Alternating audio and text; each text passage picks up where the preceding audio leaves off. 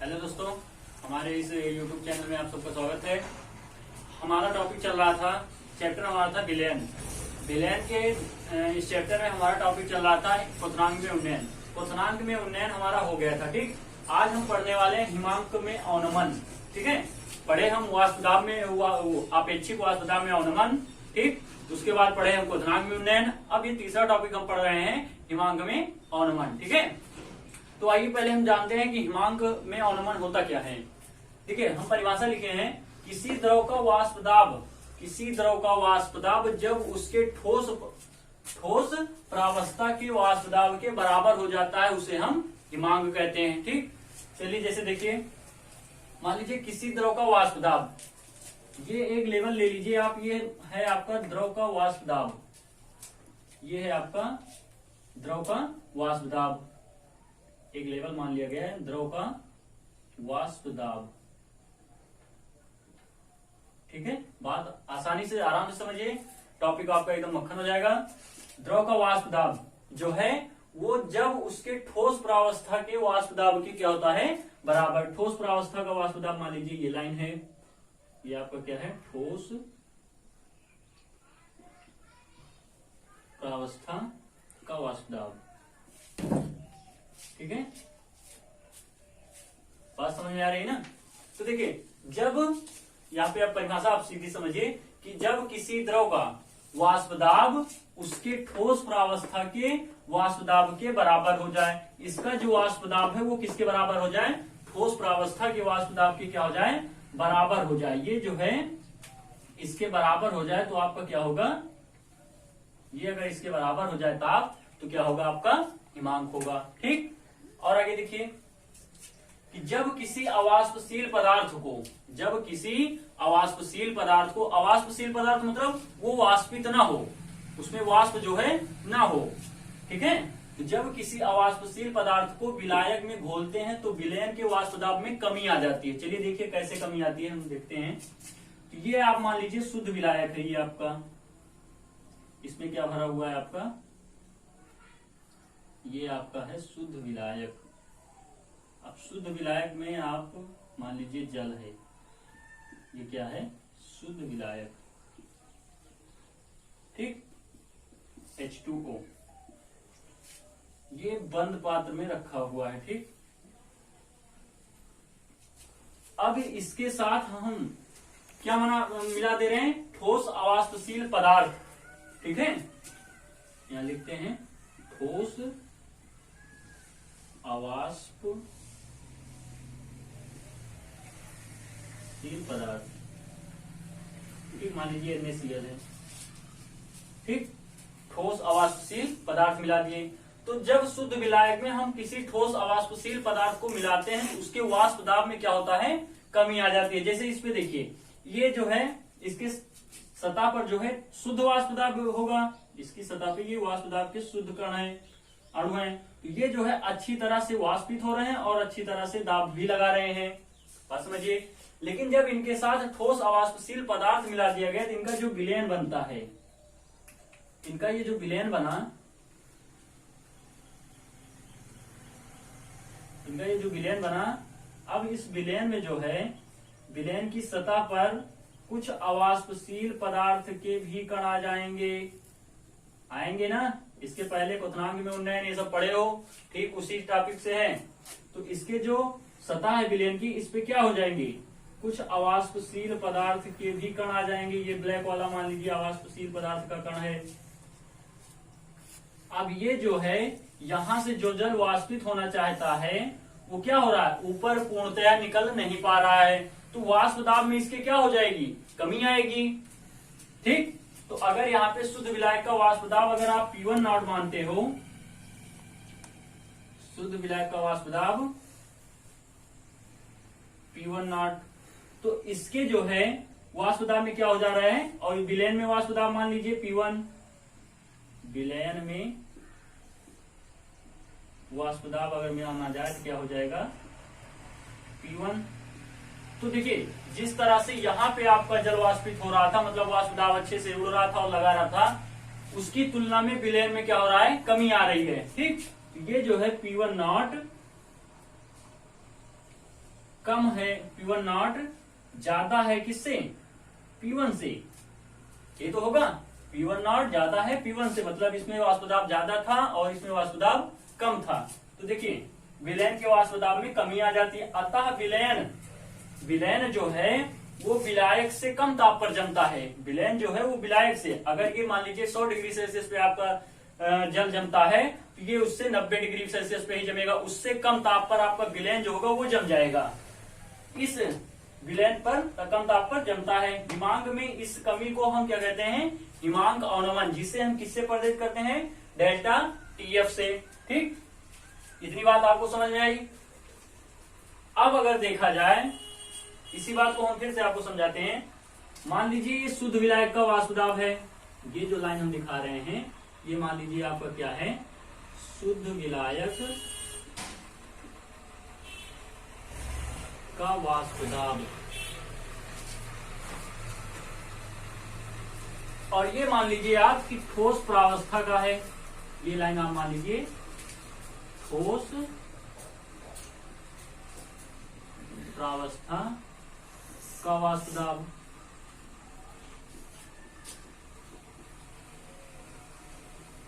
ठीक,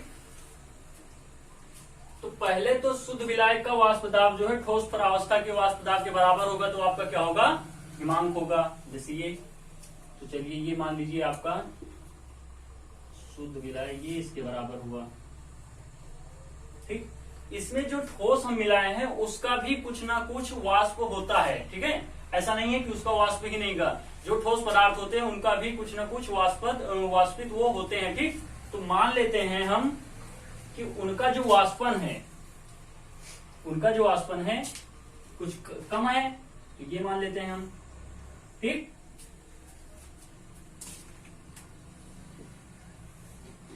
ये क्या है आपका शुद्ध विलायक का वाष्प दाब है और ये ठोस प्रावस्था का वाष्प दाब है। ठीक, तो चलिए देखते हैं। तो यहां पे ये जो है, अब अगर इनमें हम कमी जो हमको कमी बता रहा है उसको अगर देखें तो इसके बीच में ये कमी आ रही है नहीं, ये जो है ये क्या दिखा रहा है, शुद्ध विलायक के वाष्प दाब और ठोस प्रावस्था के ठोस के वाष्प दाब में ये क्या दिखाएगा, आपका कमी दिखाएगा। ठीक है, देखिए यहाँ पे ये जो हम दिखा रहे हैं ये आपका शुद्ध विलायक का वाष्प दाब है, या शुद्ध विलायक का हिमांक भी समझ लीजिए। ठीक, ठोस प्रावस्था का वाष्प दाब हमने अभी आपको बताया कि जब शुद्ध विलायक का वाष्प दाब या किसी द्रव का वाष्प दाब जो है वो ठोस प्रावस्था के वाष्प दाब के बराबर हो जाएगा, तो वो आपका क्या होगा, उसे हम क्या कहते हैं, हिमांक कहते हैं। ठीक, जिसे हम किससे प्रदर्शित करते हैं, टीएफ नॉट से। देखिए यहाँ लिखा है शुद्ध विलायक का हिमांक टीएफ नॉट। ठीक, फिर उसके बाद जो ठोस अवाष्पशील पदार्थ था उसका भी कुछ हिमांक होगा, तो उसकी रेखा मान लिए हम ये वाली। ठीक, उससे कम दाब ऊपर वो जमेगा, तो यहाँ पे जो होगा वो किसके बराबर करेंगे उसका दाब, ठोस प्रावस्था के वाष्प दाब के बराबर। ये आपका हो गया विलयन का हिमांक टीएफ। ठीक, अब इनके बीच और इनके बीच ये जो कमी आ रही है उसे हम क्या कहते हैं, हिमांक में अवनमन। अवनमन का मतलब ही होता है कमी।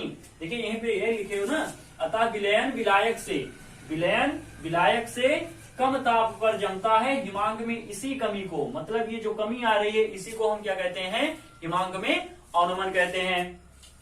अब चलिए इसका पहले हम आपको वो बताते हैं। तो इसमें जो टीएफ है वो क्या है, या टीएफ नॉट जो है, टीएफ नॉट इधर देख लीजिए, टीएफ नॉट जो है वो ज्यादा है किससे, टीएफ से।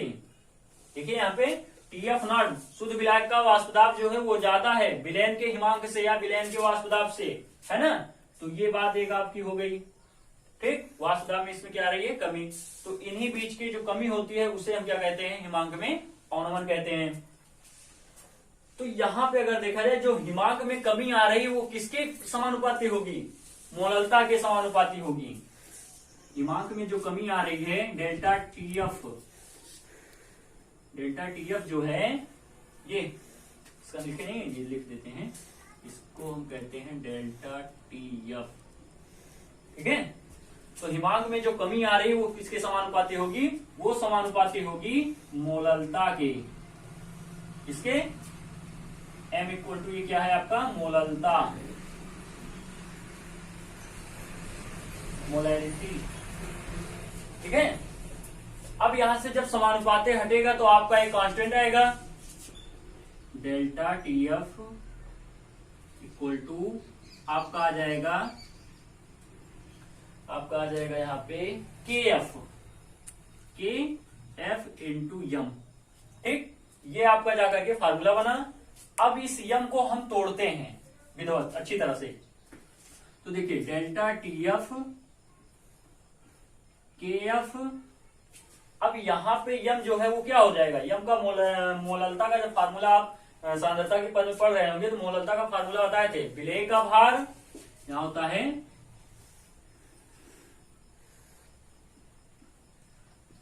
विलेय के मोल होगा, ठीक है। विलेय के मोल बटे विलायक का द्रव्यमान, विलायक का द्रव्यमान जो कि किसमें होगा?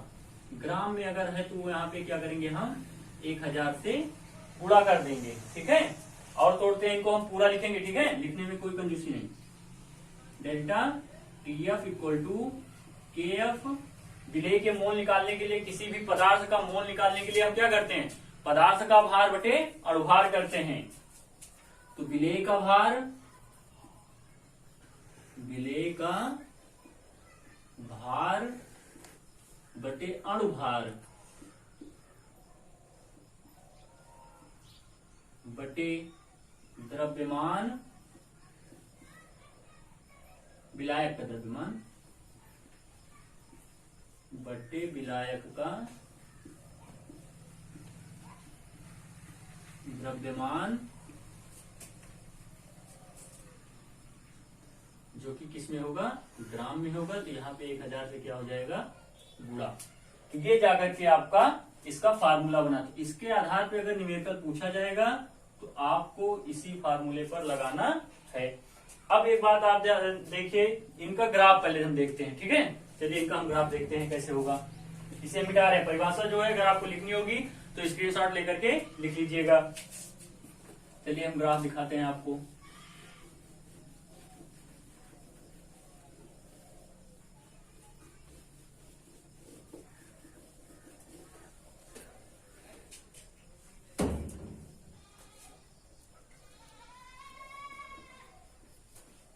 स्टॉप है सर।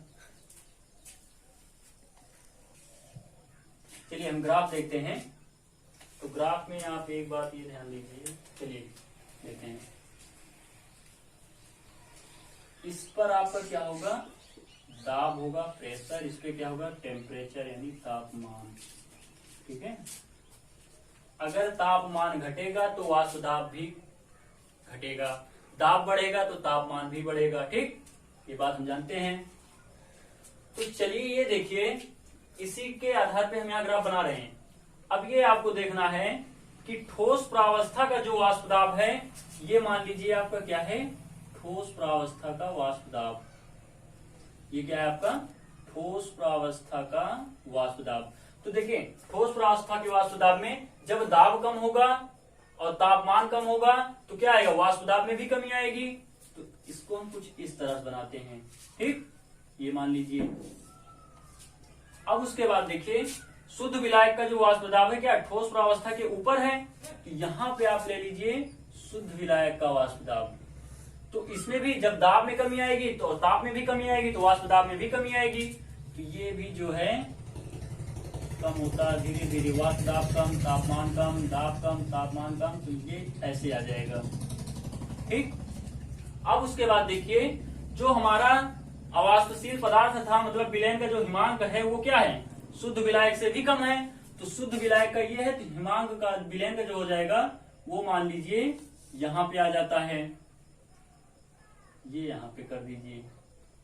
तो इसमें भी कमी आएगी, धीरे धीरे विलयन में कमी आएगी। वो दाब कम होगा तो ताप भी कम होगा, ठीक। चलिए देखिए, ये ऐसे ऐसे धीरे धीरे ये कुछ इस तरह से आएगा, ठीक। तो इनको यहां से हम ये मिला देंगे, और ये जो है ये ग्राफ अच्छे समझ लीजिए, इंपॉर्टेंट भी। अगर आप ग्राफ एग्जाम में आता है, ग्राफ वगैरह अच्छे से बनाकर लिखते हैं, तो आपको जो एग्जामिनर जो कॉपी चेक करेगा वो पूरा नंबर देता है, एक भी नंबर आपका वहां से कटने वाला नहीं है।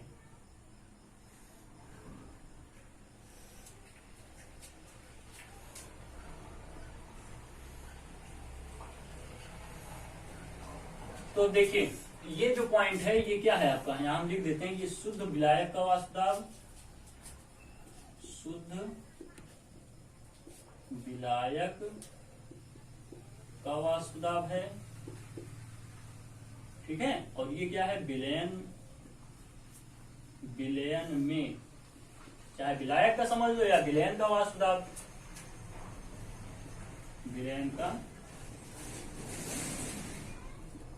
वाष्प दाब है।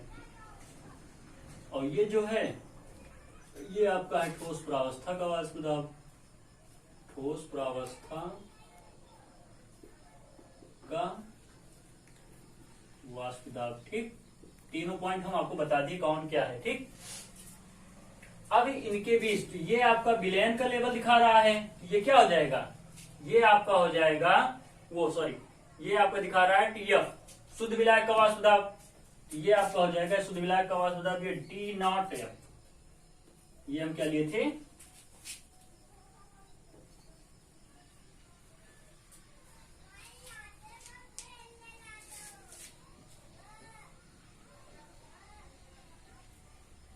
ठीक है, ये हमारा था डेल्टा वो टी एफ नॉट था, ठीक है, था हमारा टी नॉट एफ या टी एफ नॉट। और ये हमारा क्या था, यहाँ पे देख लीजिए ये तापमान है आपका, टी एफ नॉट, और ये क्या था हमारा, इसके लिए था हमारा टी एफ था। तो इनके बीच ये जो डिफरेंस आ रहा है इन्हीं को हम क्या कह रहे हैं, इन्हीं को हम डेल्टा टी एफ कहते हैं, हिमांक में कमी। तो हिमांक में कमी ये आ गई, ये आपका रहा ग्राफ, ठीक है। इन्हें अच्छे से समझिए, और ये आपका जबकि इंपॉर्टेंट भी है इस टॉपिक में, ठीक। तो इसके ये तो आपका ग्राफ हो गया, तो इनको अच्छे से रिवीजन करो, ठीक है, और नोट्स भी साथ साथ बनाते चलो, जो कि ये जो नोट्स यहां से बना लोगे वो आपके बोर्ड एग्जाम में बहुत ही सहायक होंगे, ठीक।